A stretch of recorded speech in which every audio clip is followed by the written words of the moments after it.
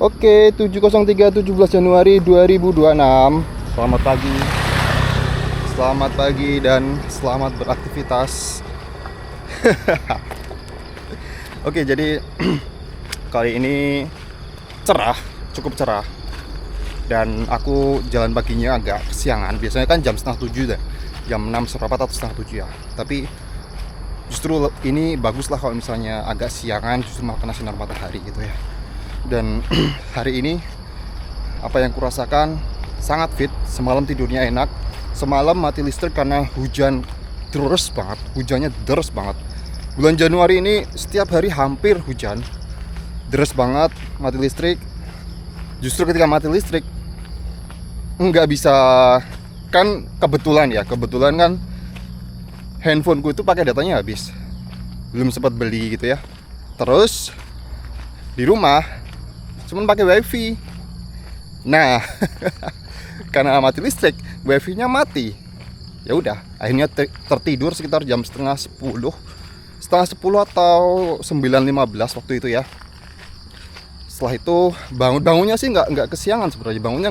Bangunnya jam 5.15, tapi kayak tadi tuh untuk langsung jalan kaki tuh masih nunggu gitu ya, mau ngopi dulu. Terus kemudian tadi pagi perutnya juga agak mules dan di kamar mandi lama gitu ya. Oke, anyway, gimana kabarmu kali ini? Apakah kamu masih juga jalan pagi bersamaku? Nih pemandangannya kalau jam segini. Nah, kalau hari Sabtu ini juga cukup ramai ya. Beberapa orang juga lalu lalang nih. Ini ada yang lalu lalang juga, Mas. Oke, aku mau cerita. Ini ada hubungannya juga dengan ketidakmampuan kita untuk menggunakan gadget. Karena ini juga yang aku alami kemarin ya. Ketika aku bayar pajak Samsat gitu ya. Jadi gini, aku tuh punya sepeda motor yang hari pajaknya terakhir itu kemarin. Oke? Hari pajaknya terakhir itu kemarin. Nah, sebenarnya dari awal minggu itu aku udah berencana untuk bayar pajak lebih awal gitu. Tapi aku menunda-nunda pekerjaan itu. Aku menunda-nunda bayar pajak itu. Aku mikirnya nanti aja lah hari Jumat sekalian, biar pas di ujung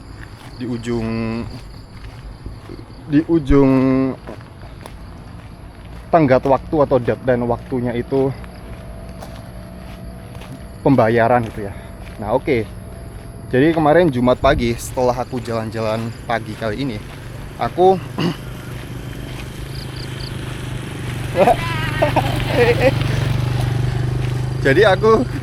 ini Mbak Yuni. Jadi aku tenggat waktu, bentar, sampai mana tadi? Oh iya. Setelah aku jalan pagi,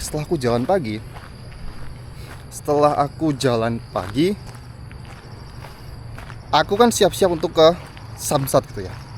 Siap-siap ke Samsat, kemudian setelah habis upload video ini juga, aku mandi, kemudian aku siap-siap bawa apa aja yang diperlukan kayak BPKB, karena ini pajak 5 tahunan ya. BPKB, KTP, kemudian STNK, uang diperlukan semua, dimasukkan ke dalam tas kecil. Dan waktu itu aku memang sengaja nggak bawa handphone karena waktu itu handphoneku masih ngedrop, dan kalau nunggu itu masih lama lah. Nunggu sampai full itu masih lama. Ya udahlah, tinggal aja lah. Lagian juga cuman bayar pajak doang kan. Aku mikirnya gitu ya. Ya meskipun 5 tahunan itu harus ke pusat kota juga untuk ngambil plat nomornya. Tapi aku pikir nggak apa-apa lah, beberapa jam nggak pakai handphone nggak masalah, menurutku kayak gitu ya. Nah, kemudian udah aku cuman bawa itu saja yang diperlukan. Aku nyalain motor sambil bawa motor yang pengen aku pajakin itu. Nah, aku bawa motornya itu. Nah, jarak dari rumahku ke Samsat itu sekitar kurang lebih nggak jauh sih, sekitar 6 kiloan. Itu kayak 6 kilo itu sekitar 15 menit lah, kurang lebih 15 menit gitu ya. Nah kemudian aku jalan.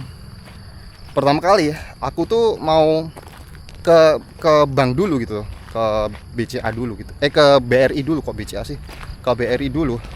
Tapi di situ tutup. Aku mikir, loh, ini Jumat atau Sabtu ya? Kok bank tutup? Ya udahlah, aku pikir kenapa gitu. Kemudian aku jalan lagi. Sepedaan, Pak. Peng pira? Oh. Terus kemudian aku udah nggak menaruh curiga di situ. Aku nggak menaruh curiga di situ. Kemudian aku jalan lagi. Akhirnya sampai Samsat. Sampai Samsat tutup. Nah di situ aku mulai bingung ya. Ini hari Jumat atau Sabtu sih? Kayaknya Jumat deh. Kan aku tiap pagi kan lari itu loh. Tiap pagi kan aku jalan pagi kan. Aku kalau misalnya jalan pagi, aku ingat ini hari Jumat atau hari apa gitu, aku ingat. Tanggal pun aku ingat gitu ya. Nah, aku di situ karena nggak bawa HP, aku nggak tahu apa ini tanggal merah gitu ya. Tapi tanggal merah apa gitu? Kayaknya Januari itu nggak banyak tanggal merah. Aku mikirnya kayak gitu. Nah, karena udah sampai di situ, nggak ada handphone, nggak tahu informasi. Akhirnya aku coba untuk ke Indomaret, beli jajan di situ, beli minuman, beli Coca-Cola, terus beli cemilan untuk ngemil-ngemil di depan Indomaret. Nah disitulah kemudian aku tanya sama kasir di situ, mbak-mbak di situ. Aku tanya, bentar, kita lihat air terlebih dahulu ya, kita lihat sungai terlebih dahulu ya.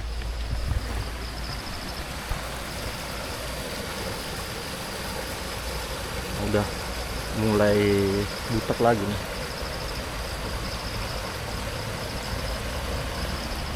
Kita lihat yang sini.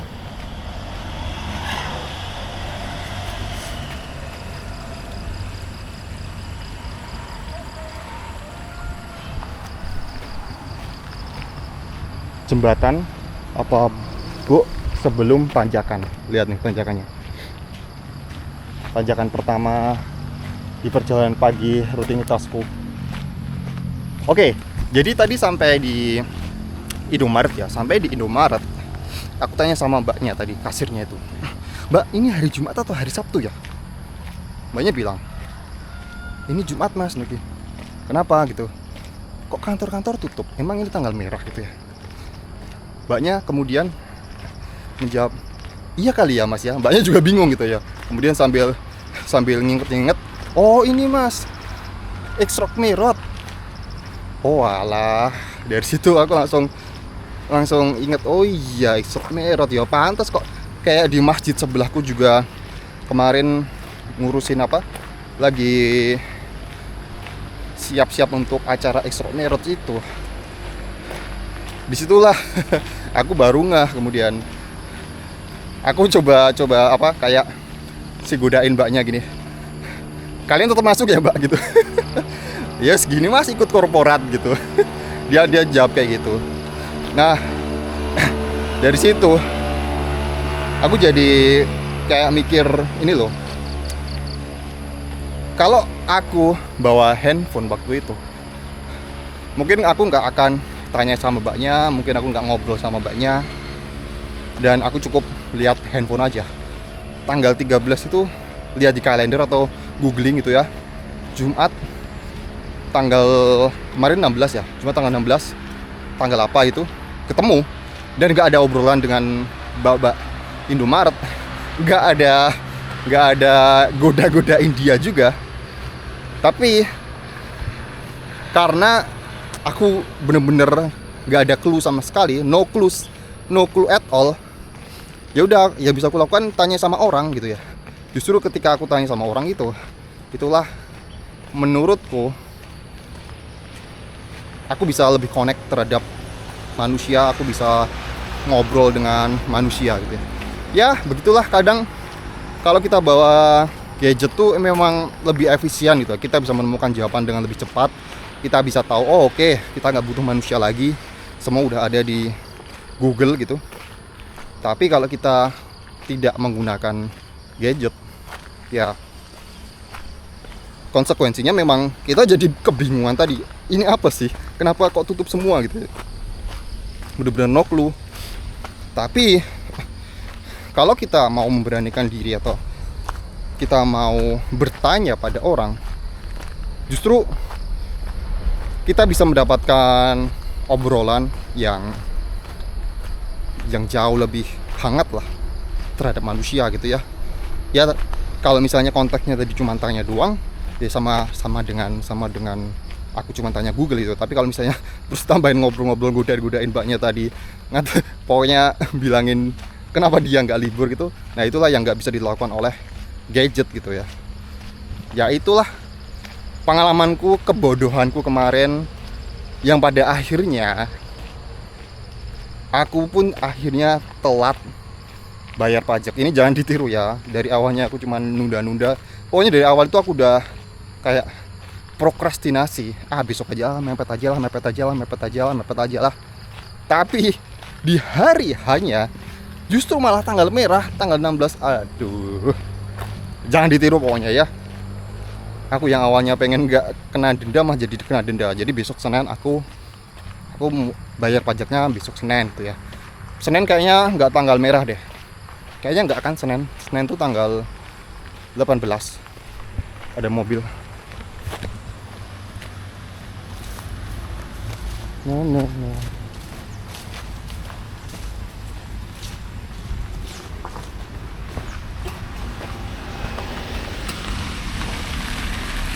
Abi. Nah kejadian kayak gini dalam konteks ketika diriku tidak berdaya dengan tidak memiliki akses untuk teknologi. Aduh, belibet gak sih ngomongnya? Intinya ada momen juga dimana aku nggak bisa bergantung pada handphoneku. Nah, aku ceritakan ya ini ya. Jadi kan aku punya vlog ya, namanya vlog Murad Marit. Kamu bisa cek di YouTube. Aku pernah mendatangi sebuah kawasan pertambangan tradisional di perbukitan gitu, di daerah pegunungan gitu ya.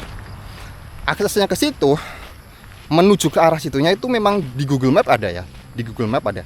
Jadi aku ngikutin Google Map. Tapi ketika udah sampai di atas, sinyalnya nggak ada. Dan menuju ke akses pertambangan emas tradisional itu, aku benar-benar no clue. Benar-benar nggak ada petunjuk sama sekali. Nah, dari situlah akhirnya aku menggunakan teknologi yang bernama GPS, gunakan penduduk setempat, memberanikan diri untuk bertanya, "Permisi Bu, tahu nggak yang tambang emas tradisional daerah sini tuh di desa mana gitu ya, di daerah mana?" "Oh, situ mas gitu." Itu ketika nggak bisa menggunakan Google Map, itu yang bisa kita lakukan. Dan ada keuntungan juga ketika kita bertanya dengan penduduk setempat. Ini yang aku alami. Nah, kemudian kan aku tanya ya sama penduduk setempat ya.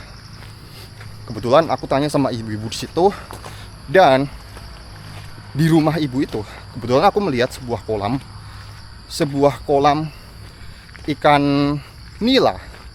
Nah, di rumah aku juga kebetulan punya ikan nila. Setelah bertanya, ya aku basa-basi lah, "Wah, nilainya bagus-bagus Bu," gitu ya, emang gede-gede gitu ya. "Oh iya Mas, dulu ini aku kasih ikan nila karena yang gampang. Dulu aku sempat pelihara koi gitu, tapi nggak mampu ngerawatnya gitu." Terus ya udahlah, ngobrol kayak gitu, ngomongin tentang ikan gitu ya, karena sama-sama juga melihara ikan gitu ya. Nah, itulah hal yang nggak bisa dilakukan oleh Google Map.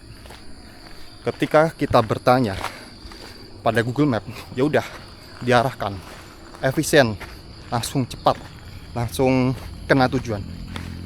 Tapi kalau kita bertanya pada penduduk setempat, mungkin kita melihat di rumahnya itu ada burung apa, terus kemudian kamu mengomentari di situ, atau kemudian orang itu kayak tadi punya kolam, Terus kemudian orang itu punya, mungkin depannya punya pohon alpukat, punya pohon pisang raja yang udah mungkin 3 hari lagi bakal dipanen. Itu bisa jadi sebuah obrolan yang random, yang gak akan bisa dilakukan oleh Google Map. Nah itu kan the power of human yang menurutku nggak akan bisa dilakukan oleh tools seperti Google Map. Aku sih mikir gini loh, ya emang Google Map itu secara akurasi, secara efisiensi cepat gitu ya. Kamu tanya mau tinggal di mana, kamu mau kemana, langsung diarahin gitu. Tapi nggak akan bisa mendapatkan pengalaman seperti itu.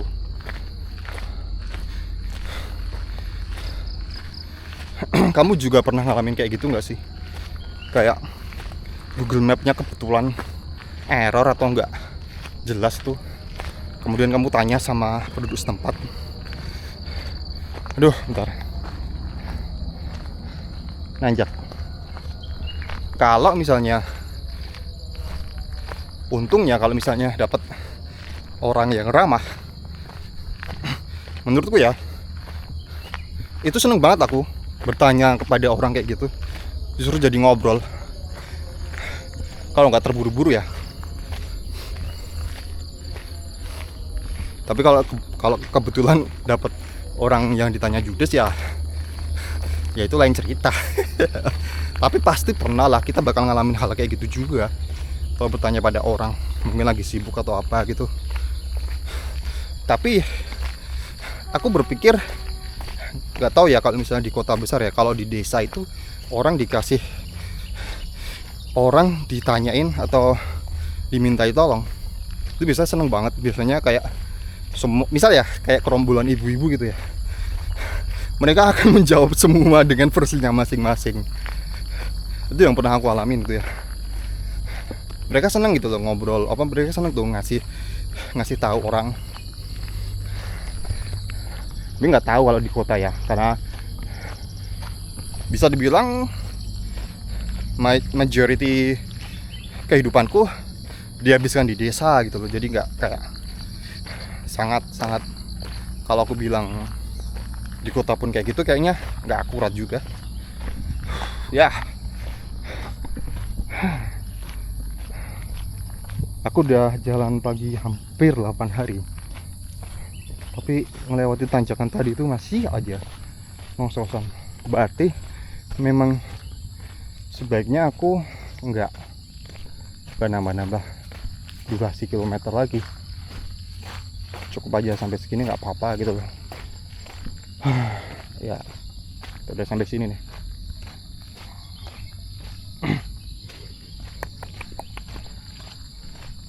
Bis itu masih jauh sebenarnya, tapi ya udahlah sampai sini aja.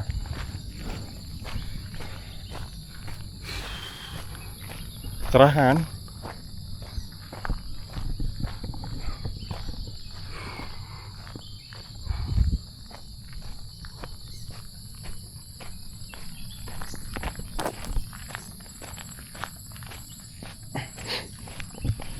Nah, aku bisa nyambungin ini kepada berita yang akhir-akhir ini mungkin mengganggu pikiran orang lain ya, tentang pekerjaan ya.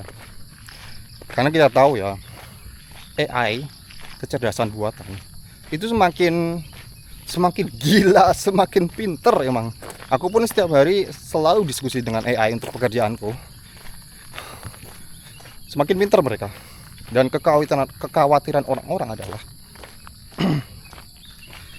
pekerjaan yang sifatnya repetitif atau mengulang kayak gitu, itu cenderung akan mudah digantikan oleh AI.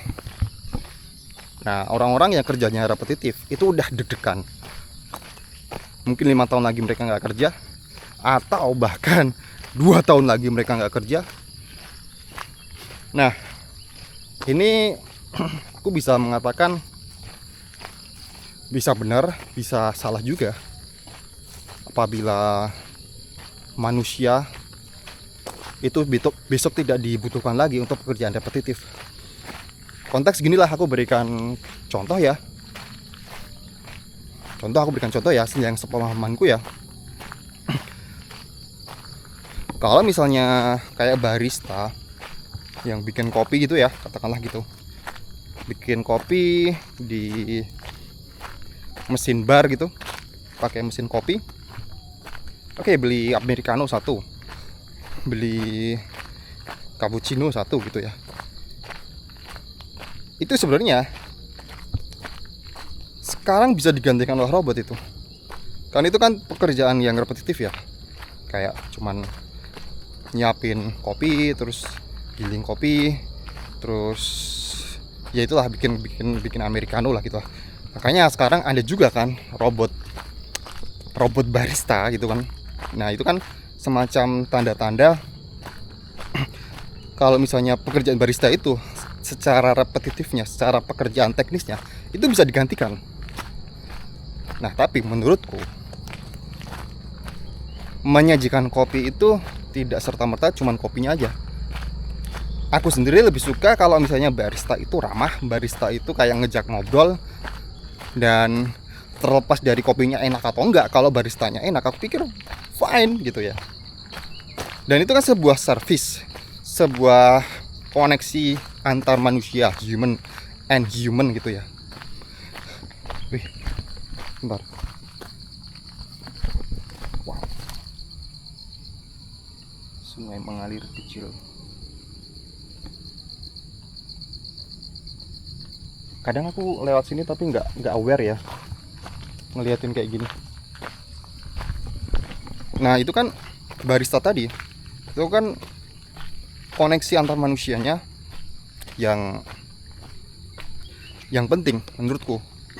Kalau masalah teknis bikin kopinya itu bisa digantikan dengan robot dengan sangat efisien, dengan sangat akurasi, dengan sangat akurat. Maksudnya takarannya segini itu robot bisa menggantikan itu dengan sangat lebih baik. Tapi kalau misalnya ke servis manusianya, ke ajak ngobrolnya, kemudian kayak small talknya, itu yang menurutku sampai kapanpun nggak akan bisa digantikan oleh robot, menurutku ya. Dan ekspresi, senyuman dan lain-lain itulah yang dimiliki oleh manusia. Jadi kalau misalnya kamu selama ini bekerja melakukan hal teknis yang kamu cukup bangga dengan hal teknis tersebut, tapi kamu lupa dengan koneksi manusia, kamu tidak peduli dengan manusia, ya kamu cukup kamu bisa dibilang mungkin 2 tahun lagi akan digantikan oleh robot. Tapi kalau kamu merasa kamu bisa menservis manusia dalam hubungan berkomunikasi, gak usah khawatir gitu ya. Sama hanya dengan inilah, Google Map itu bisa menggantikan orang yang ingin bertanya ke suatu arah, ke suatu tujuan. Tapi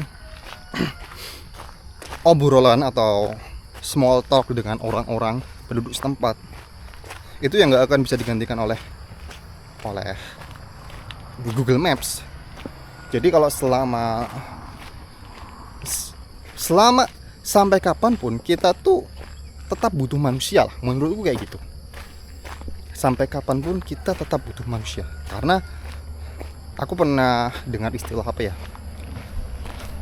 Lindery effect atau apa gitu, sesuatu yang dari dulu itu eksis akan cenderung eksis selamanya. Jadi kalau misalnya ada yang mengatakan manusia besok tidak akan dibutuhkan lagi, itu menurutku salah sih. Karena dari zaman kapanpun manusia itu tetap butuh manusia. Bagaimana kita bisa hebat, bagaimana kita bisa mengalahkan hewan-hewan besar, itu bukan karena kita hebat, tapi karena kita kerjasama dengan manusia. Nah, jadi kalau misalnya itu membuatmu khawatir kalau misalnya pekerjaanmu besok hilang atau enggak gitu ya, menurutku ya, cobalah perbanyak ini aja, perbanyak komunikasi dengan orang, atau bagaimana kamu tertarik dengan orang lain gitu ya. Karena aku punya pandangan bagaimana orang bisa tertarik dengan diri kita, itu kamu harus tertarik dulu pada orang tersebut. Itu yang aku alami ya, itu yang aku pahami seperti itu ya. Jangan membuat orang tertarik pada dirimu kalau kamu sendiri nggak mau tertarik dengan dirinya gitu. Jadi ya itulah yang selama ini ku pelajari ya. Dan kita udah sampai sini, kita ketemu lagi besok ya. Sampai jumpa di perjalanan besok pagi. Thank you.